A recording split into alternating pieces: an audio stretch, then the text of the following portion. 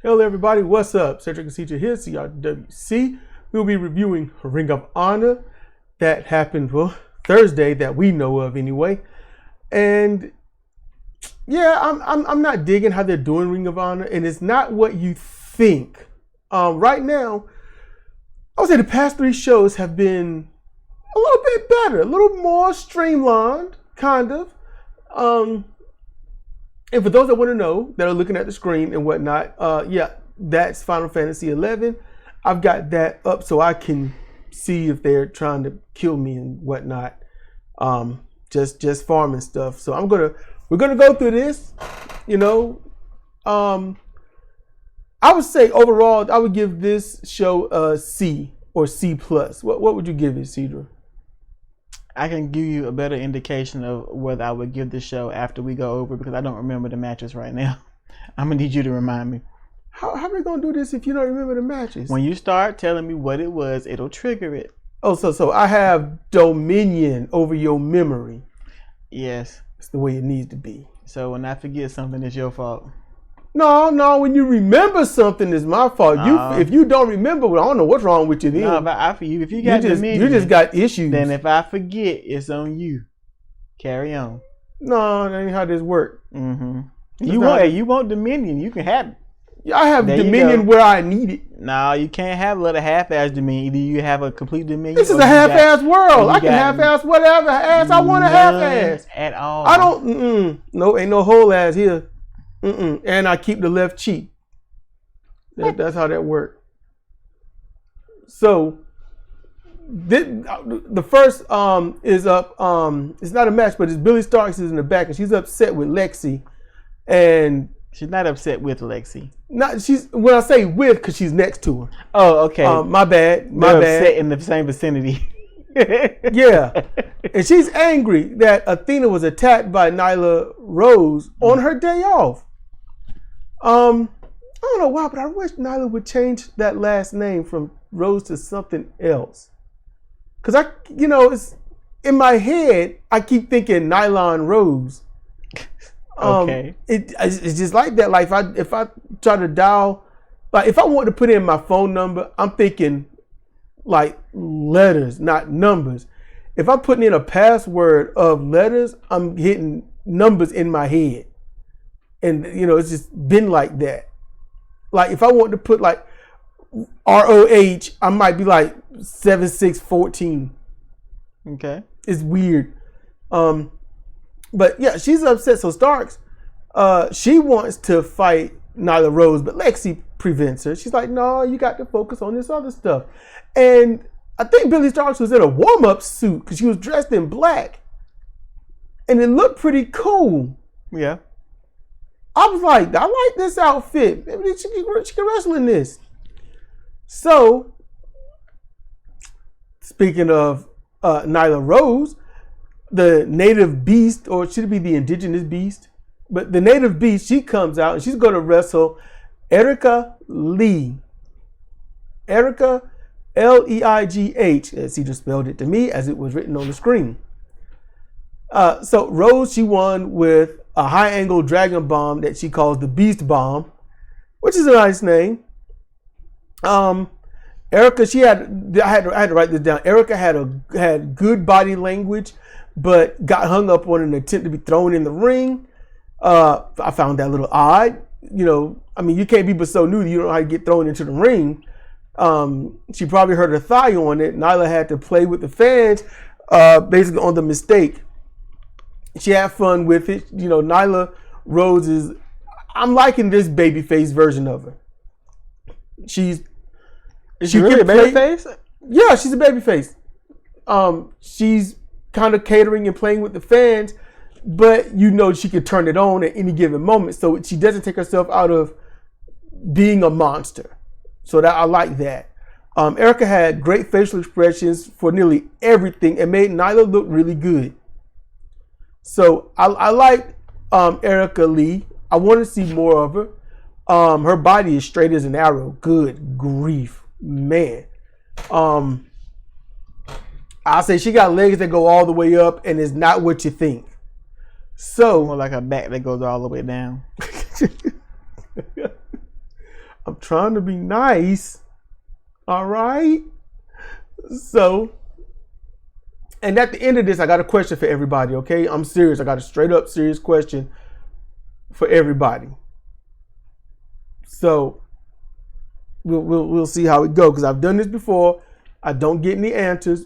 I'm gonna try it this time. So we'll see how it go. Oh yes, and yeah, we know about Kazuchika Okada leaving New Japan Pro Wrestling, which I thought he was gonna leave a lot sooner, because I was like, he's over 32. It's like the clock is ticking at that point, because at 42 you're pretty much put out the pasture. And New Japan Pro Wrestling has been catering more to the indie crowd. That's not Okada's style. Okada also has a lot of pressure put on him, because he's the only one that has that height, does the blonde hair thing. He's also been learning English, and I think Ghetto's been teaching him, and he's probably been taking classes. So I'm sure he's probably gotten better. Him coming over to the United States would be all right, but no one knows where he's going to go, if he's going to leave Japan at all. You know, he could go to one of the other, Pro Wrestling Noah will be good. But they got an aging group there, and they're kind of slightly indie from what I saw. But by and large, from what I saw, I would watch that over New Japan quickly. So anyway, so we get to tag team title match. So that's new. Ring of Honor tag team titles defended on a Ring of Honor show. Yep. The Iron Savages versus the Undisputed Kingdom. They don't even have a tag team name anymore, and I think that's messed up. You know, I still think they should be called the Kingdom. I think that's how that should go. Not unless they're going to do a play on things. I don't know. Freebird rules. It's Freebird, the Fabulous Freebirds. You don't know which one you're going to get. It's 3. You might get either 2. Who knows? Roderick doesn't want to do tag team. He can, but he shouldn't. And, you know, Adam Cole is, you know, consummately broken. I'm going to give a tip for Roderick Strong. He needs to grow his hair out, cut it short, but make it even. Grow facial hair, but shape it up. Nothing stupid. Mustache, goatee, sideburns connecting. Shape it up. He needs to stop trying to look angry and be him. Speak serious about competition and speak in that language only. Competition, struggle, combat style. That's all he needs to do. He'll be fine. That's what I think he should do. So I know it's the Iron Savages versus the Undisputed Kingdom of Matt Taven and Mike Bennett. And I know that there's a really good match with both teams making each other look good and showing the Iron Savages can wrestle as well as entertain. The Undisputed Kingdom, or TUK or Tuck, they won with a diving aided spike power driver and cover for the pin. I wish they'd get a little closer, because Taven had to jump really far. And that is going to cause a lot of wear and tear on your knees and ankles. I don't care how strong you are, how flexible you are. That's a long leap. And though he's landing in the best spot, more to the middle of the ring for shock absorption, it's just too far. And he's got to jump extra high to make it. So that makes me worry about him in that sense. Next, we get Brian Keith versus Claudio Castagnoli. I have mixed feelings about this match. Okay, I wrote very lengthy match as they try to put over Brian Keith as a viable contender. Brian looked really good, showed expressions, the will to fight back, gave heavy shots, showed a lot of survivability without it being indied up, and the crowd interaction through body language was really good. The match ended with Claudio using the swinging sleeper into a sleeper clutch, causing the referee to stop the match. Okay, Claudio extended the hand, and after getting his hat on, Keith tipped his hat to him, sign of Western respect.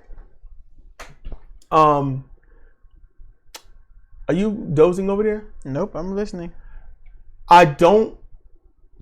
Look, it shows that Brian Keith can carry a match. It shows that he can take dictation well in that ring. I didn't see any flaws. I didn't see any hiccups. Keith looked great. Claudio, on the other hand, he went into it. Claudio's not happy where he is. No, I got a job point. Claudio isn't happy where he is. He is unhappy. I don't know if it's with the opponent, with Tony Khan, or the group he's in, or all of it. Probably all of it. But he is Mr. Lackluster. And I'll be honest with you, after the last match he had on Ring of Honor, I don't blame him. He doesn't get booked well. Nope. And his group is all over the place, and one is about to retire. So, I mean, I just don't. He'd be better off if he called Paul Levesque or something. Next, we get a special TV title contender 8-woman tag team match. That's what I called it, and it's dumb. Rachel Ellering teamed with Layla Hirsch, Taya Valkyrie, and Robin Renegade versus Billy Starkz, Lady Frost, Kiera Hogan, and Queen Aminata. Yeah, they mixed faces and heels on both teams. Yes, that is so stupid. Rachel and Layla should have been teamed with Hogan and Aminata. Starkz and Frost should have been teamed with Valkyrie and Renegade. It's that simple. How can you screw that up? Man, it'll be fun to see how they kind of don't work together and now they get all upset with each other. Stupid booking. Especially since it didn't happen. At all. We watched the match. Everyone did what they're supposed to do and then it was over. Yep. Starkz pins Robin after hitting her with the double clutch De Beer special. And that was it. I forgot what she calls that move, but when I don't know what they call it or I don't care to remember, I'm going to give it the most technical and accurate name that I can think of. After the match, Abaddon comes out and she looks more or less creepy on stage and nothing happens. That happens. And I had to note, bored of this. Something needs to happen to someone or something needs to go on or something. I don't know. Somebody got to go. Somebody got to do something. Something. Speak. Attack somebody. But I'm like, right now, you're just the green neon freak that just comes out and look at people, get in the crowd, hoping that something's going to happen, and then you just let them down. Just dumb. It's just dumb. So the next half of this show doesn't take place wherever it is, but Cedra noticed there are no commentary. The people, Riccaboni, Coleman, they're not at the commentary desk. Nope, just as empty. All the chairs are empty. The first part of the show was an extension. They were in Norfolk, Virginia, I think, for Dynamite. And then this one take place in Daly's place. The rest of it takes place in Daly's place. Yeah.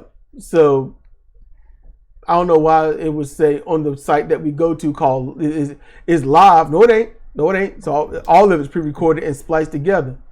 They could have had a 1-hour show and then a special 1-hour show from Daly's place or something. In any case, there was a part in this. I'll just add it in there. Dalton Castle tried to attack Johnny TV, and he chased him through part of an area and backstage area. Yeah, Johnny got away. Dalton's just angry. He's like, I want to beat him in the face. I want to hurt him. That'll happen at a pay-per-view at some point. I don't know. Yeah.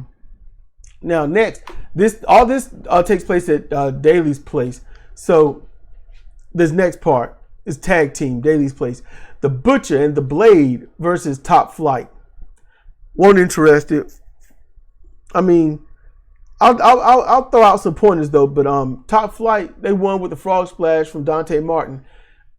In this match, Dante showed more power, technical skill, And ground moves, not so much the flip flop. There was some of his normal repertoire, but he primarily was technical. I'm liking that. It just took a severe injury to do it.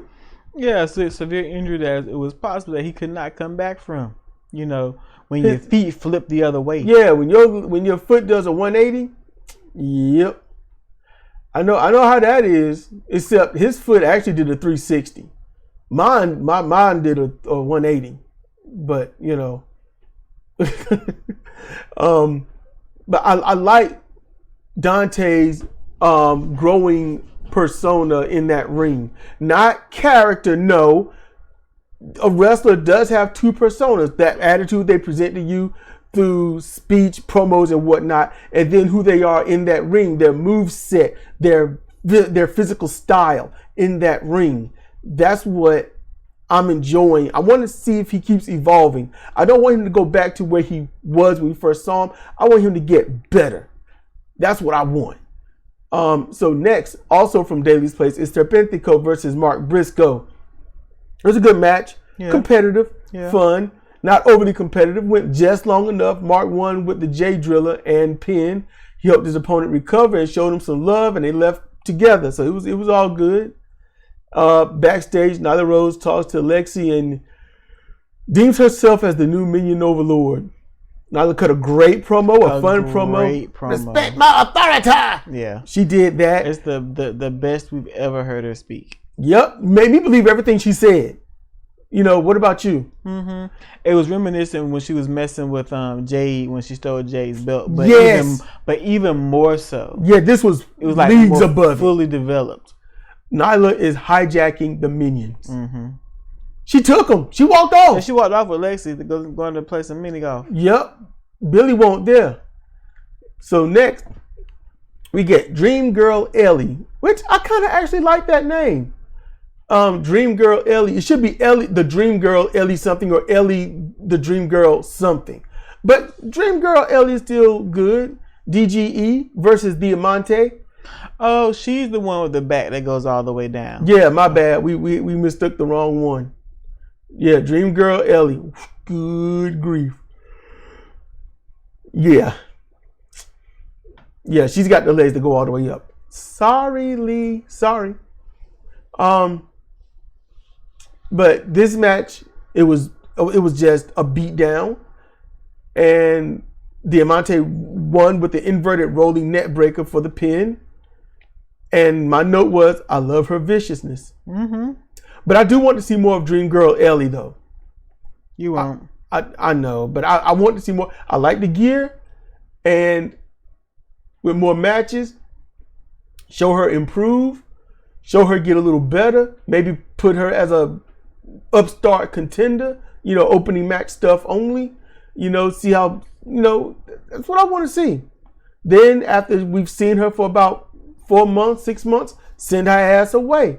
And then when she come back, make her a contender. She come back a little bit stronger, make it mid-card and whatnot, have that for about 4 or 5 or 6 months, put her in a few title matches during, and then send her ass away. Bring her back after 4 or 5 months and see if she's good enough to be way up there. Man, you saw something that I didn't see. You didn't got a whole plan laid out for her. That's the plan for anybody. That's what I'm laying out. But I'm glad you saw it that way. So, Ring of Honor TV title match. Christopher Daniels against Cole Carter. Wait, Kyle Fletcher. He's the champion. It's Kyle Fletcher. Cole Fletcher? Kyle Carter? Kyle won with the dead drop pile driver, and I do not like that move. It has no protection. Christopher Daniels had to protect himself all the way. I saw how he did it, but no one should have to do it that way. I do not like that move. Look, I'm gonna say some really bad things, then I'm gonna say some really good things about Kyle Fletcher. All right.